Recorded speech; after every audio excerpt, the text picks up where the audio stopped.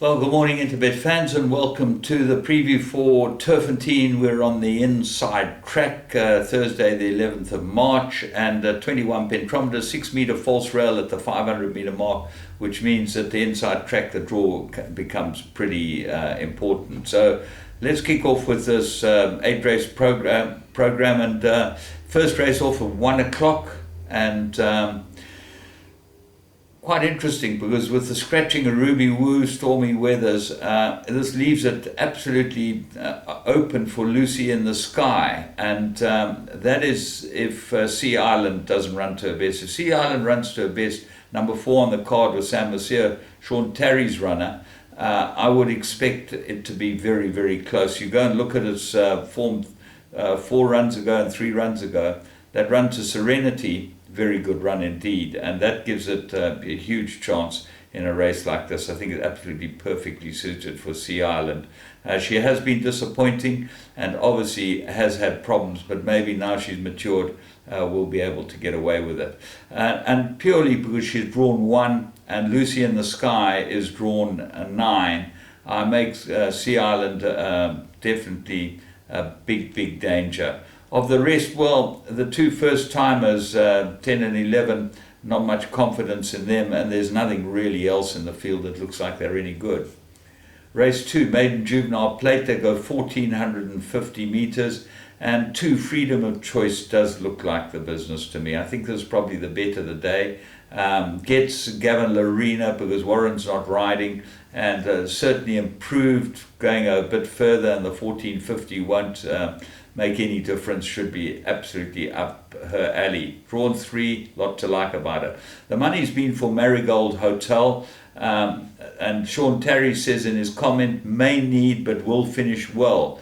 Well, if horse needs a run, then they're going to get tired towards the end. So they wouldn't be finishing well. So that's very, I mean, it's difficult to decipher what Sean says a lot of the time. Most of the time he just says may need. But I think when he likes them a bit, he says adds a rider. So the may need is standard, and the rider is will finish well, so he hasn't thought it through very well at all. Savage Love's got some form. Go to the Lady Serena form and held by Freedom of Choice. So I'm going to go with Freedom of Choice strongly in race 2. Race 3, Maiden Juvenile Plate, 1,450. Here I like Sean Terry's runner, Fisher King. Alal gets to ride it, certainly improved over a bit of ground. Bred to go every bit of this trip out of Galileo mare. Top of the speed rating, lots to like about it. There are other horses that have got form, all come from the same form line, the Couturus form line. And that is coming in hot, which ran closest, ran second. Noble Striker only got beaten 3 lengths, but was unfancied that day and gets Stratum. That's a big plus. And then Transvision Vamp, St. John Gray's runner, was well beaten, but they make big improvement. And Tinder Dry, the other Broncos runner, well, they look like the 2 dangers, the Broncos runners, but I'm going with Fisher King. Race 4, Maiden Plate, 1,200 meters, and quite interesting. The first timer is all the rage here, 17 to 10, backed into the What a Winter, Mike de Cox out of Bump and Grind. Well, you know, he's our brother to a Group 1 winner, an international Group 1 winner. So Night King certainly looks like a very difficult horse to beat if he's got any ability, because this is a very poor field. Extrovert might be the big danger. Shows a lot of pace, this horse, and gets Kamalo, which I think is a big plus. It looks like it's probably fit now and could go well, is Extrovert for Dirk de Vos. What are the others? Lazy Guy, I've always liked him. I think that he's got to run well.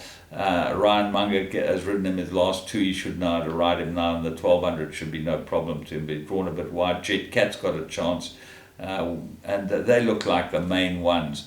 Kazenthal, the coup de grace, Johan Janssen van Furens ran a very good race first time out. Unfancied. Chase Mujan rode it, but now Gavin gets the ride on it. Quite interesting. Seems like Gavin may be the first rider there. And he gets on Kazenthal, and if there's any market support for this, that might be the horse. So the market will tell you exactly where you are. But as I said, the 2 result horses, or 3 result horses, are Lazy Guy, Extravert, and Cosmic Ray might be an improver. Right, race 5, my least favourite races, maiden handicap, 1600 metres.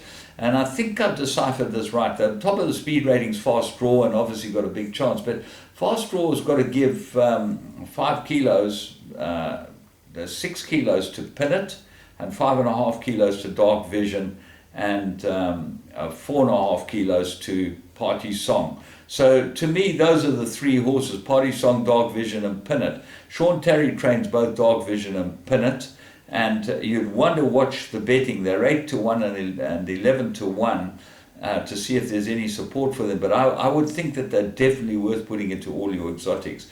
Amberglow Stars had 2 good runs and gets a bit of weight from Fast Draw, so that gives her a chance. But there's probably the Sex Alliance would make her 58. She gets a kilo extra.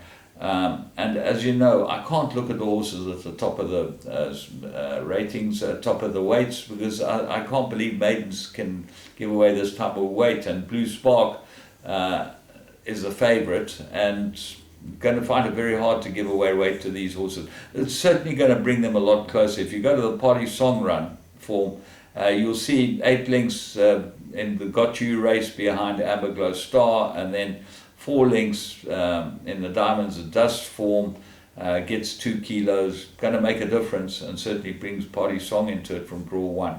So tough race to work out, but I like Party Song's profile. I think that it's improved with the blinkers, and the 2 Terry runners are both big runners. Race 6, graduation plate, 1600 meters, 1 Pietro Manzana. He should be the right horse. I know he's got to give lumps, and La Luvia is a front runner, and that gives her a big chance. She gets a 1.5 claim as well. Master Supreme loves the course, so that's a very good pointer there as well. Seaways have been rested and gelded, and Shadow Creek won his last 2, but this is a big step up. I think that he's going to find it a bit tougher here. Race 7, graduation fillies and mares, 1450. Well, I'm interested in Ecstatic Dream. To me, she's a very, very good filly. I think she's had problems, which is why her form seemed to have dipped quite remarkably after her good season in KwaZulu-Natal. I'm hoping that she'll come back to her best, and if she does come back to her best, she'll give this lot a galloping lesson. Zimbabwe is the stable companion, Gavin Larena for Sean Terry, but Lyle's a stable rider, and he must have had the choice. That's why I'm going with Ecstatic Green. Letitia's Angel, couple of good runs, gets a claimer, and then Florentine won very well out of the maiden. Is she good enough to beat Ecstatic Green? Only the race will tell. Race 8. This is a mare-rated 1450, classified stakes 1450, which is a glorified merit rating race. And it's quite interesting to have a look at this race, because at first glance, with the scratching a speechmaker who's drawn 14, I gave it no chance anyway. Intant looks like the right horse, and we haven't got a rider for it. Course and distance 1 from 2. The draw's not in her favour. She's got to overcome that. Hertog is a big price horse, and he gets Luke Ferraris, which is a big plus. He rode a very good race, Luke Ferraris, yesterday on one of the later races. Got through a very small gap and really persevered very well. He's a good rider, Luke, and he's really getting better and better. So that's a big plus at 20 to 1. Afternoon tea might be a big danger. They're taking the blinkers off. She's been terribly disappointing with the blinkers. We thought that they might improve her, and have stuck with her. I'm sticking with her. But the 2 grey runners, St. John grey runners, 9 Bitter Wind gets blinkers first time. That's a big plus, and gets Lyle Hurtson. Got the form to be able to win this, and Lyle has ridden this filly 3 times.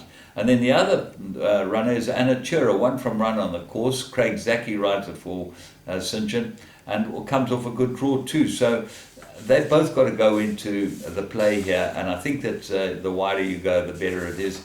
Another one that I would put in is Milan's Princess.